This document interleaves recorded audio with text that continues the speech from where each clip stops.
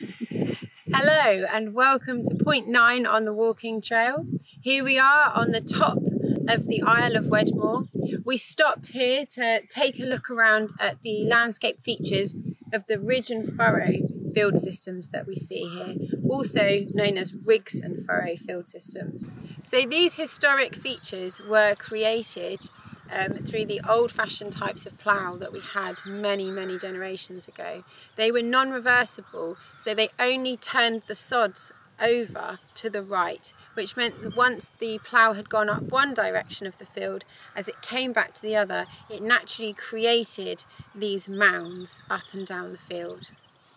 In some places, these features can be up to 1,000 years old. These very old features were created using teams of oxen, and it took a long time for the teams of oxen to change direction, and so as they reached the end of the field they had to start to make the turn already. So if you see a field of ridge and furrow with a backwards S shape, then you know it's a really old version, it's a really old example of ridge and furrow.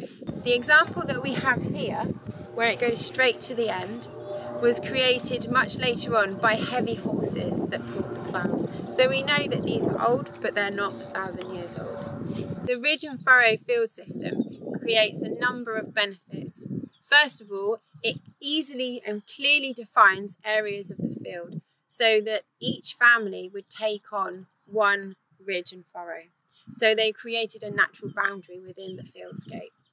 They also gave you different conditions, wet and dry. So wetter conditions in the lower furrows and drier conditions on the mound. And obviously, back when these were in use, these would have been far more pronounced. Even though the ridge and furrows are far less pronounced than they would have been when the field system was in use, you can still see that in the furrow, the ground is much wetter than it is up on the top of the ridge. Our farming ancestors took advantage of these different conditions that the ridge and furrow created. In some areas they would plant as many as 15 to 18 varieties of corn along their furrow. Ones which were drought tolerant would be higher up on the furrow, and then ones that were more flood resilient would be planted lower down, and that was a way of them hedging their bets so that they were able to harvest something and get something to eat regardless of the weather conditions of that year.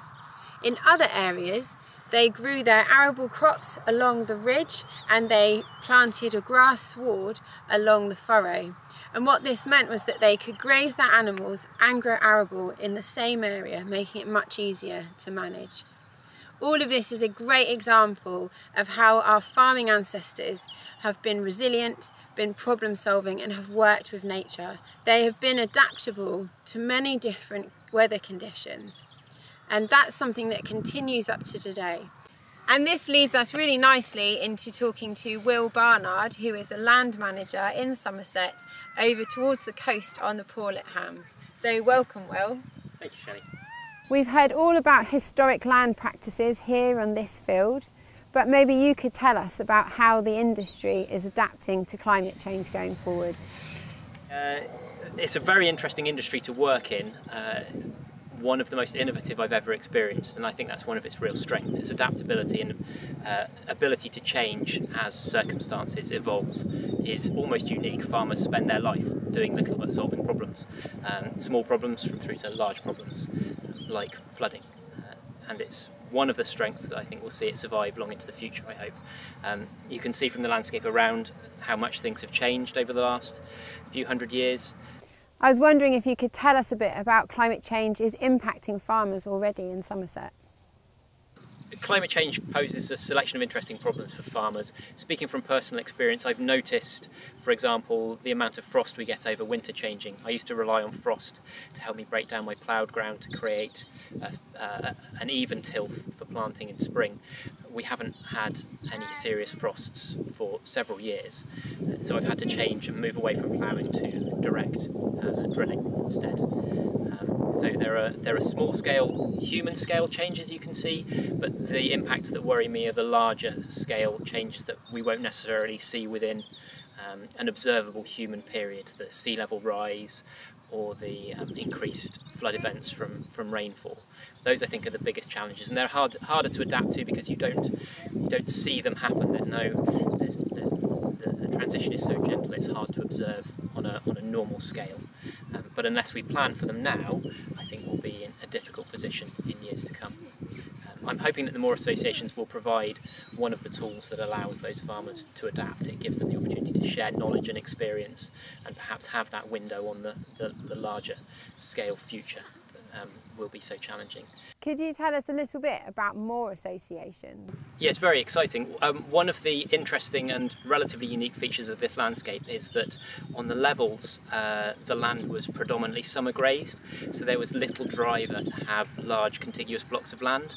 The fields often ended up owned by many different owners, particularly as they passed through the generations, and it makes it difficult to implement change at any kind of scale. There are a lot of different voices with a lot of different opinions. So one of the tools that we're developing to try and combat that are Moor associations, where there's clearly an individual hydrological block, a moor, if you like, of farmers who have shared interests and shared risks associated with water management. We're trying to help them work together as a group to provide innovative solutions to the challenges of the future. We try and ensure they're farmer-led. FWAG, the group I work for, facilitates that with funding from the SRA and the EU, but I try and utilise farmers on the ground where possible. They are the ones who understand their own environment and their own community far better than I could ever hope. I just try and give them the tools to facilitate that cooperation. The first Moor association I set up was adjacent to my own farm on the Paulet Hams, and it came from a need to just operate at scale. Managing grazing in larger blocks is easier, managing weed control in larger blocks is easier, providing habitat in larger blocks is easier. It reduces the cost and the complexity of delivering those services.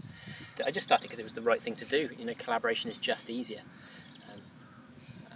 As we move forward, it's clear that sea level rise is going to be one of the pressures that the Paulet Hams faces. The coastal sea defences are managed by the Environment Agency. They're already eroding and they have a very tight budget with which to effect repairs. I'm hoping that by acting as a collective we can plan for the future and perhaps even intervene ourselves if required. At least by working together we stand a better chance of dealing with whatever the future holds, no matter how uncertain. Farming is a hugely exciting industry. I've worked in other industries and nothing compares to farming. The dynamism, the can-do attitude is unlike anywhere else I've worked. That can-do attitude and adaptability, I'm hoping, will mean that farming can survive the threat of climate change. The ability to change direction rapidly and deal with dozens of risks at any one time is nearly unique and really refreshing. Thank you very much for joining us today, Will. It's really appreciated that you've taken time out of your busy schedule and come up here on this nice spring morning and given us a little bit of insight into the world of farming. Thank you for the opportunity. It's been a beautiful day. And now we're going to head off up this way to point 10, where we're going to explore drought and water use on the golf course.